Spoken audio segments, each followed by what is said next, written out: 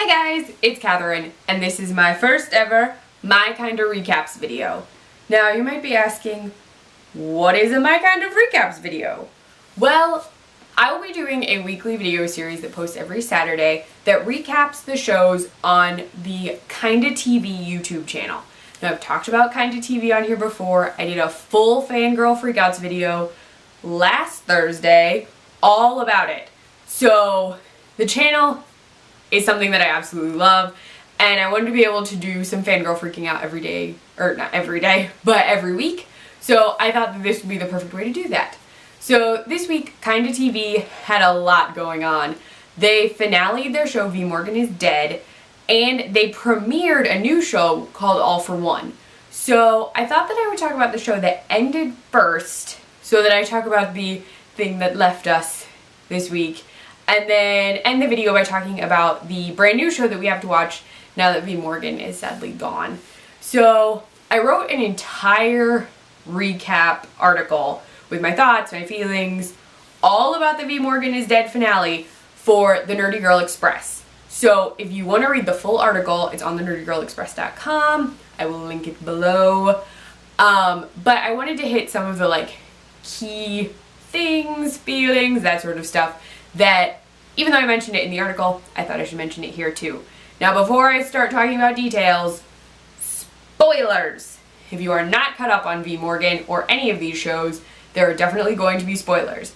But if you're not caught up, you should go get caught up right now. Go, go, go, go, go, go, go, watch the shows, go, and then come back and watch the recap. See? There you go. Now, I kind of wish I had a neon sign behind me that I could flash that just said spoilers so that I could start all the videos by being like, spoilers. But my budget does not allow me to have a giant spoilery neon sign. So let's get down to talking about the V Morgan finale. So in my recap, I talked about the setup of the show and what the finale episode, Long Live V Morgan, was about. So in this episode, V is going up for her big review to determine whether she gets to be a fixer forever, well, not forever, if she continues to be a fixer or if she's going to be deleted forever from all of everything, which is really intense stuff to have just happen to your main character. She could vanish forever and have not existed at all.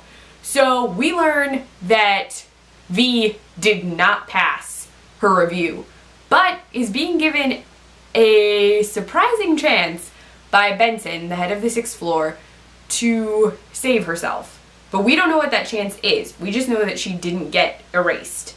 So V gets to head back home, and the big scene that I wanted to talk about was when V goes back to the tattoo parlor after her review. She says hi to her boyfriend Shane, and Shane has no idea who she is. And it seems to be that Jenna may have had to erase Shane's memory because V told him all about the fixers and the 6th floor and what was going on with her, and normal humans aren't supposed to know those things. So I think it's protection for the 6th floor and possibly for V that Shane doesn't know, but it was heartbreaking. Tara Joshi was, oh my gosh, she was amazing in that scene. Just crying and clutching and begging. It was intense. Just watching it, I was emotionally spent, so I can't imagine what being in that scene was like. I was just, no more emotions. I was just like, oh my gosh, oof. All the feels, all the tissues. But that was not the end of the episode. We see V with the renegade fixer, Will, who we've heard rumblings about, we've seen him doing some stuff, but I'm not sure if V has decided to actually join Will, or if Will is her, secret mission from Benson. So I'm really hoping we get a new season, we get more seasons, I would love tons of seasons of V Morgan, because I really want to know what's going on with all those characters. I also really want to know if Jenna and Andrew are getting together, because they are super cute. Just saying. Okay, so after giving you my brief V Morgan recap, we are on to the brand new All for One series. Now, All for One will normally debut a new episode every Monday, Wednesday, and Friday at 5:30. Now this week, KindaTV was super awesome and gave us 5 brand new episodes, which is kinda a lot to talk about. So I'm going to give you a pretty condensed version of the episodes, but they were great. So we meet Dorothy in our very first episode. You remember how I made notes? If you watched my other KindaTV video, you remember that I was like, I made notes to be prepared. I made notes to be prepared. So in our first episode, Best Foot Forward, we meet Dorothy, who has a huge black eye. And it turns out that she was being catcalled by a guy that she names Douche Canoe and confronted him, and while confronting him, tripped and hit her face on the bike rack. Yeah, which is totally something that I can see me doing in real life. Also, if you haven't noticed, I'm wearing like a Dorothy-esque outfit, which was not intentional. I didn't realize that Dorothy and I had such similar wardrobes until I started watching the show and was like, oh, flannel. I like flannel. I wear my hair in a bun. So I'm just embracing the Dorothy-ness because it's how I dress anyway, and I really like flannel and keeping my hair out of my face. So anyway, we meet Dorothy, who has already gotten into a tussle with someone, and we also meet her inseparables, who are her internet friends who live stream her life with her. So if you've ever been on Periscope, it sort of works that way. Their comments pop up on the side of the screen, and Dorothy can see them and comment, and anyone else who's watching her live stream with her can also see the comments and respond.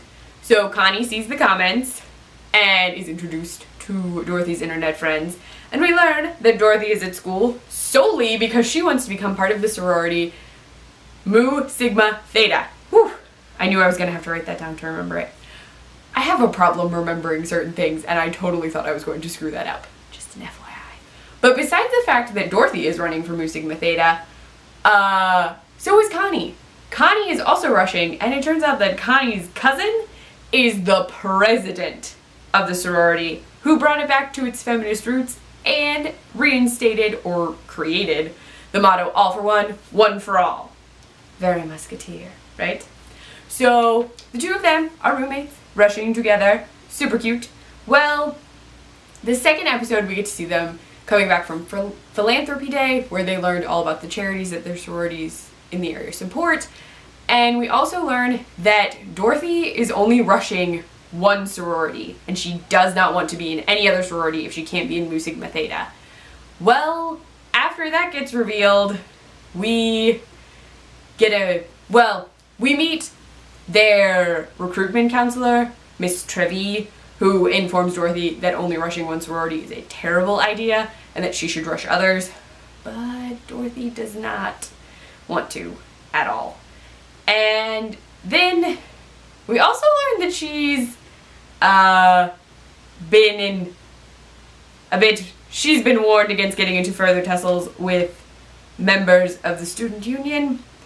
Turns out that Douche Canoe is, okay, this threw me off a little because in this we learn that Douche Canoe is connected to the president of the student union, but Connie says the president of the student union's name is Rick, and that he was dating her cousin, but she broke up with him. And so now, like, all the student union people hate Mu Sigma Theta. But later we learn that Douche Canoe's name is not Rick, it's Owen.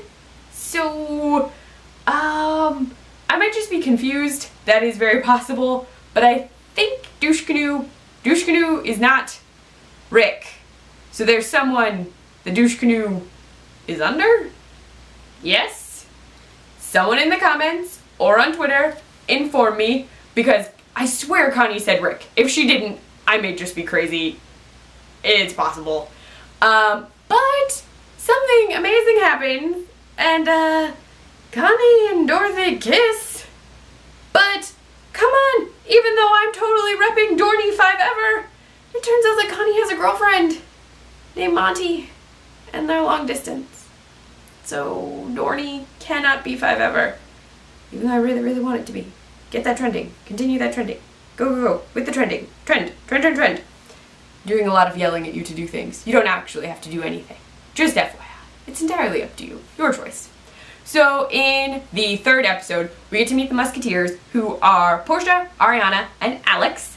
And they met Dorothy at the Camilla, and she beat Douche Canoe at an arm wrestling contest, but after throwing a drink in his face, was saved by our musketeers, who started a food fight to help her flee the scene. So I was super excited to meet our musketeers, not just because Portia, Ariana, and Alex are awesome. I really like them. I think they're cool characters. The actress who plays Alex, Alejandra Simmons, I hope I pronounced all of that right. I'm sorry if I didn't. She was Joan in March Family Letters, which is a web series I loved. It's by the same production company, so you should check it out, even though it's not on KindaTV. So the musketeers have to leave Dorothy because they're not allowed to hang out with pledges outside of rush events. And Alex does not want to get any of them in trouble, so they have to leave. In episode 4, we learn officially that Dorothy is bisexual because she has a gentleman caller come, and his name is Miller, and she totally beats him at video games, and he owes her a pie. Just remember that, because I feel like this pie is going to show up at some point, and I want it to be fabulous. Just as a warning. This better be a cool pie that he makes for her. So he meets her digital beans, which is the name that he gives to her live streamy friends, and I really like the name Digital Beans, so if we don't have a fandom name, can that be it? Can we just electively make it Beans or Digital Beans? It would be cute. I'm a fan. So, they kiss on camera, and Miller is totally cool with it being in front of her live stream folks. But, the two of them take a little bit of a break. He goes to refresh himself when suddenly someone is at the door, and it turns out it's Douche Canoe, who is Miller's younger cousin and is totally the person that our lovely Dorothy has been getting into crazy fights with. But what? He's Miller's cousin. And even Miller calls him a brat, which is not, I feel like that's not a good sign. Miller takes Owen out of the room because Dorothy totally says she's going to take him out, and promises to call her. In the 5th episode, which is the final episode that I'll recap today, Miller still hasn't gotten back to Dorothy, which is fine. She has things to do. She goes to prep night, and Dorothy feels like she's actually like clicked and connected with sorority stuff. She met President Anne. She's super excited. She talks to Alex, Portia, and Ariana, who slyly pretty much tell her that she's an in. Like, Ariana and Portia definitely think she's going to be in the sorority with them. And Alex, even though she doesn't want to get them in trouble, says that Dorothy did a really good job, which would make you think that Dorothy's going to be in the sorority, which Dorothy gets super excited. She's super pumped for bid day. She spends the entire night making a poster that says BFFs forever. I'm pretty sure of her and President Anne. But I mean, they could be pictures of other people. I saw the pictures. I just assumed they were all of her and President Anne. But maybe that was just me. But then something kind of awful happens. While Dorothy is super excited, Trevi shows up and informs her that she shouldn't go to bid day because there is no bid for her. Which is awful. Like, crushingly, terribly awful. So, I really need to get back to reading The Three Musketeers because I need to know, I mean, I want to know what's happening in the show because I know it's not an exact replica, but I feel like if I read the Three Musketeers book, it'll at least help me get through all of the sads until Monday, because I need Dorothy to have something happy in her life. Maybe Connie will get her coffee, Miller will bring her pie, something, anything. I need Dorothy not to be sad, and I really need Dorothy to be in Mu Sigma Theta. Just saying. So that was this week in my KindaTV shows. I'm super, super excited for next week because even though there will be no new V Morgan, there will be 3 brand new episodes of All for One, and that show is already amazing. I'm super in love. I think Dorothy is awesome. I just want to hang out with Dorothy. All the time. Just over coffee and pie. Coffee and pie. There you go. But so far, really excited about All for One. I'm going to be definitely talking about it every week in these recaps. If you liked this recap, you should give it a thumbs up. You should also subscribe to my channel if you want to see more of me recapping stuff, fangirling out about stuff. You should definitely check out KindaTV, which is where all of my recap-based stuff is coming from, because KindaTV definitely deserves some fangirl love. And I also write for the Nerdy Girl Express, which is thenerdygirlexpress.com. You can find me on my blog, cliffnotes.wordpress.com. And I post recipes that are iZombie themed on the iZombie support group site, which is iZombiesupportgroup.wordpress.com. Don't worry, I will link everything below. You can also find me on Twitter. I'm pretty active over there, and it's just @CluffNotes. So yeah, bye guys!